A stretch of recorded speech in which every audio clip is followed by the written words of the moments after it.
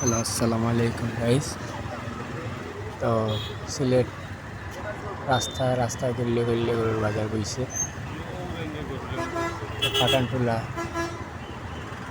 ফুলকলির সামনে কি বড় বাজার, এক সুন্দর এক রেখে এক গরু দেখা সাইজের যাচ্ছে সবজি গরু হয়তো এক সেম একবারে তেমুকি থেকে দৌড়িয়া এক আম্বরখানা মালিকের গরু পর্যন্ত রাস্তাত মানে পাবলিক ইন্ডাস্ট্রি গরু লইয়া খালি মালিক হলে গরু লইয়া আছে, কেন কোনো দালাল না পাইকার না, সবাই নিজের গরু নিজে নিজে লইয়া এর বেসের কোনো চান্দা দেওয়ার লাগেন না, কোনো দেওয়ার লাগেন না, মানে গরুর বাজার লাগে উঠলে এক রেঞ্জ গরু বেচলে টাকা দেওয়ার লাগে, এগুলা কোনো ইয়েও নাই। রাস্তায় রাস্তায় ফুটপাতে গল্লিতে সবখানে এখন গরুর বাজার চলে।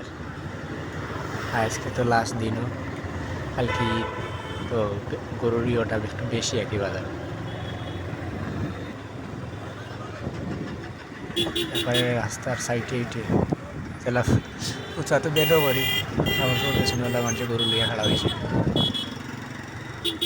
আর ঘাস ঘাস তো আর মানুষ ফিরিয়ে কাটতে আনে কেন, কি দামে বেচে রেখাটি ঘাস,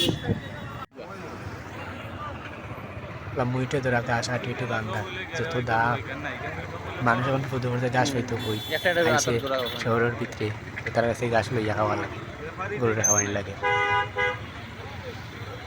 তো সিলেট সুবিধ বাজার মানে প্রত্যেকটা জায়গাত মানে গরু লইয়া মালিক হলে দাঁড়াই আছে, যেখানেও 5-6 জন পাইছে ওখানেও বাজার, নির্দিষ্ট কোনো ইয়ে নাই।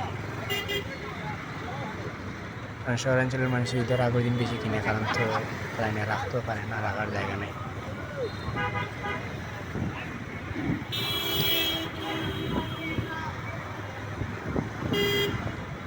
তো বাজারটা কেমন লাগে সবার কাছে কমেন্ট করে যাইবা।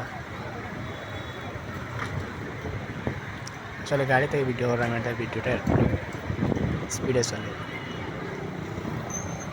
আর লাইনে অতক্ষণ আইটি ভিডিও করা সম্ভব নয়, গাড়ি এরকম একটা ভিডিও করিলে।